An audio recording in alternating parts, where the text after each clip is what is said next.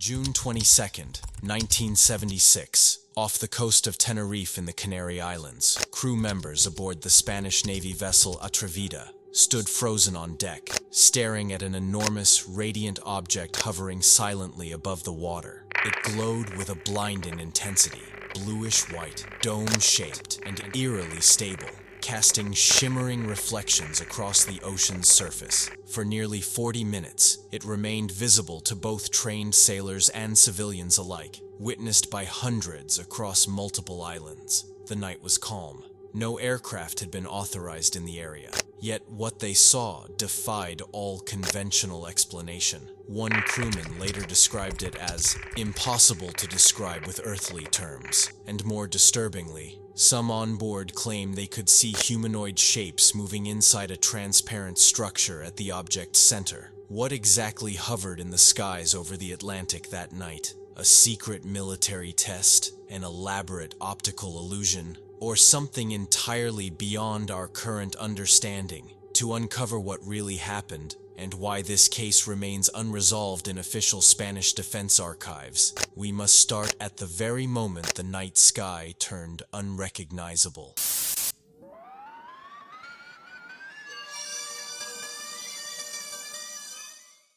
In the quiet rhythms of island life, summer evenings in the Canaries brought a familiar calm. Fishing boats returning to port, streetlights flickering on as families gathered for dinner, and the Atlantic breeze whispering through the narrow streets of coastal towns. Across Tenerife, La Palma, and Gran Canaria, locals embraced the sea as both livelihood and backdrop to ordinary life. Among those going about their duties was the crew of the Atrevida, a Spanish Navy corvette on routine patrol near the coast. These were men trained to navigate by the stars, read instruments with precision, and react swiftly to threats, hardly prone to panic or overstatement. Their captain, a seasoned officer with years of naval experience, would later submit a written report describing an intense light, blue and white in color, breaking through the darkness without sound or warning. But the Atrevida's crew weren't alone. That same night, dozens of civilians, scattered across different islands, reported seeing the same phenomenon. In the hills above Las Rosas, an elderly farmer claimed he saw a glowing egg floating above the horizon. Near Galdar, a young couple returning from a late-night outing pulled their car over, stunned, as a luminous dome appeared to hover above the ocean, its light rippling across the waves in complete silence. A commercial pilot flying near Tenerife radioed in a sighting of an unknown object, massive in scale, stationary at high altitude. Even more unsettling was what some on the Atrevida claimed to see through binoculars, a transparent section of the object revealing vague, humanoid silhouettes moving inside. There were no signs of engines, wings, or any recognizable structure, only that dome of light and what appeared to be intelligent motion. Though most residents dismissed these murmurs as exaggeration or maritime folklore, Spanish military authorities didn't. Within days, the Ministry of Defense launched an internal investigation, quietly collecting statements and reviewing radar logs. Normalcy had fractured. From experienced naval officers to ordinary islanders, the witnesses were diverse, but the descriptions were eerily consistent. Something had appeared in the skies over the Canary Islands, seen by dozens, if not hundreds, and it would take more than speculation to explain what had truly taken place that night. Their usual routines: watch rotations, radar checks, and scanning the horizon under a cloudless, windless sky. The water was unnaturally still. Visibility stretched for miles, but then came the light. At first, it appeared distant, bluish-white, intense, almost too bright to focus on. But as the object began to move, slowly and deliberately, all eyes on deck turned upward. It hovered, silent, massive, motionless, just above the ocean's surface. The air felt charged, though no sound emerged. No rotors, no engines, no familiar propulsion. Just a dome of light that pulsed with a subtle rhythm, like a heartbeat. One officer, using binoculars, froze. He would later report seeing what looked like a clear section in the center of the object, and inside, to his disbelief, several humanoid shapes, moving slowly, deliberately. No features could be discerned, but the impression of intelligent movement was unmistakable. The object held position for nearly 40 minutes. During that time, instruments aboard the ship recorded no electromagnetic interference, no unusual radar echoes, nothing to suggest a conventional craft. Yet the visual presence was undeniable.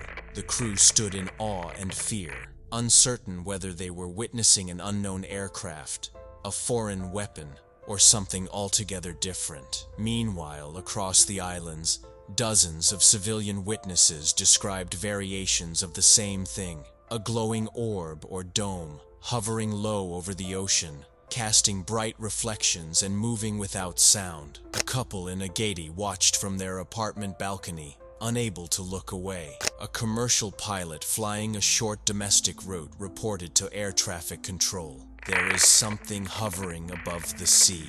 No known aircraft matches this profile." And at an inland observatory, a technician on break saw the same bright formation, describing it as far too large for a meteor and far too still to be a plane. As the encounter unfolded, no one moved. Witnesses on the Atrevida later said they felt numb, disoriented, as if time slowed. Some described a mild dizziness, but no one panicked. They simply watched. Then, just as suddenly as it had appeared, the object began to ascend, slowly at first, then accelerating until it vanished from view entirely. No sonic boom, no trail, no evidence left behind. Silence returned to the deck. In the minutes that followed, crew members scrambled to debrief one another. Was it a hallucination, a shared delusion? Their captain didn't think so. His official report to the Spanish Ministry of Defense would later describe the event as an unidentified aerial phenomenon, displaying unknown behavior, seen by reliable trained observers. But the questions only deepened. What did they really see? Why were so many civilians describing the same object? And what significance, if any, did those humanoid figures hold? The investigation was about to begin, but for those present that night, the real mystery had already arrived, hovering silently above their world, leaving behind nothing but questions. When the crew of the Atrevida reported their encounter, the Spanish military took it seriously. Internal communications were swift and confidential.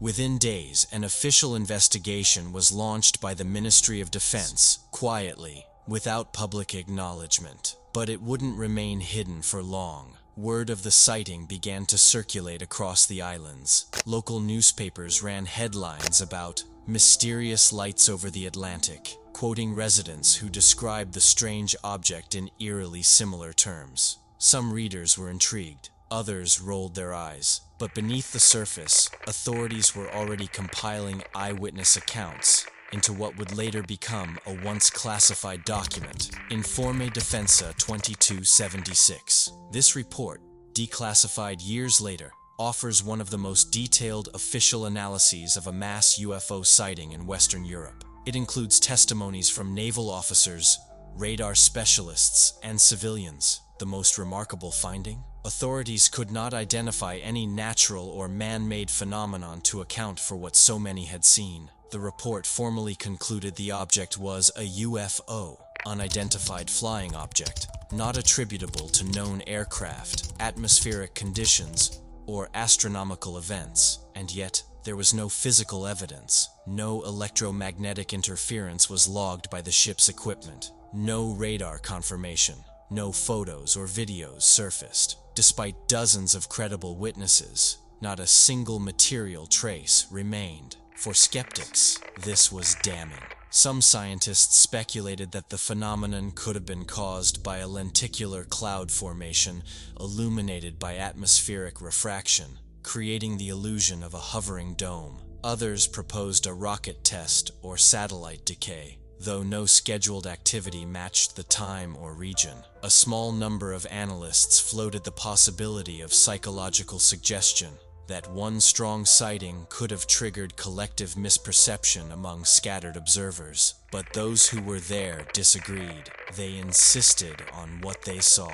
Many on the Atrevida had no history of belief in the paranormal, and yet they spoke of the object with quiet conviction. It moved with intelligence.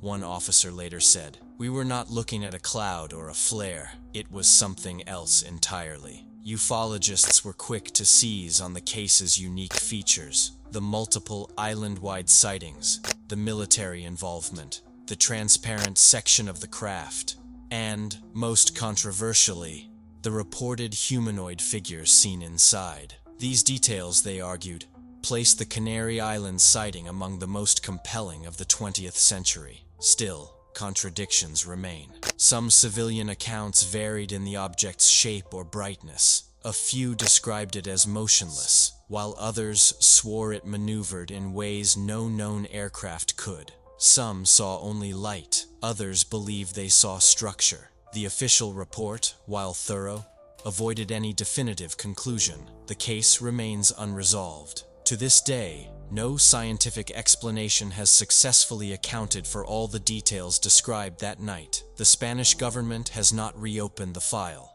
No new evidence has emerged, and yet the event lingers, a cold trail lit by eyewitness testimony, unanswered questions, and a profound silence from the sky. What exactly hovered over the Canary Islands that night? As we approach the end of this investigation, one final question remains. Can any explanation, mundane or extraordinary, fully account for what so many claim to have seen?